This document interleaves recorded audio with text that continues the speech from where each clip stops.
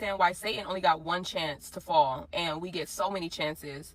And how was that fair? How was that just? Like, why even? Put the video in 2x, do whatever you gotta do, but listen for the next few minutes.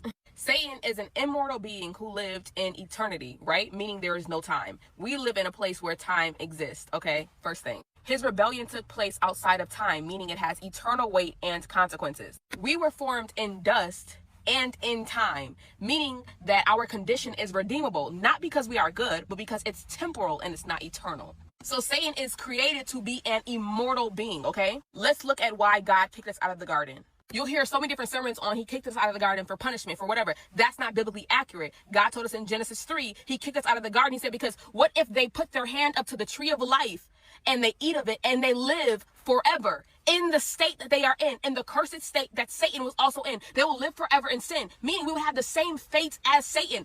Keep up, keep up. God wasn't punishing Adam and Eve by kicking them out of the garden. He was protecting them from eternal separation from him. Even look at this beforehand, before they even ate of the tree. And he said, but if you eat of this tree, you will surely die. And this state, when he says it, it's a punishment. But also now we understand that in our death, it became a mercy.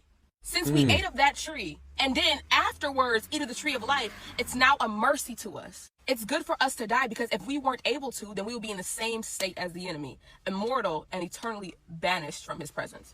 Because we can die, we can shake off our flesh and join him in spirit in heaven. 2 Corinthians 5 says, while we are at home in the body, we are away from the Lord. We would rather be away from the body and at home with the Lord. Our mortality creates a doorway for us to go into heaven. Death that came from sin, but was turned into a portal of redemption because Jesus defeated it. But Satan being immortal, Amen. He has no such portal. He has no cross. He has no redemption. He has no resurrection. He has no end. Now that we got that part out of the way, then why does Satan still try to deceive us even though that he knows that his end is finalized? The reason that he deceives you and lies to you is so we can get to our last point, so that he can accuse you. The enemy's name in Revelation is the accuser of the brethren. Yep. Is he accusing us to get God to understand that we won't ever be good enough? Or that we don't truly love him, or that we don't truly obey him, or that we only obey him to get things from him? No, that's all the byproduct of what Satan is really trying to convince God of. He's accusing us to convince God that the same reason he's condemning him to hell, he should be condemning us.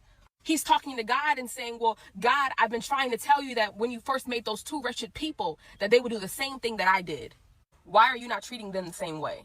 So he's been trying to prove to God from the beginning of time that we deserve the same consequences as him for the things that we do. But it was by God's grace that he said, let me make these people in a place where time exists. So it's at the end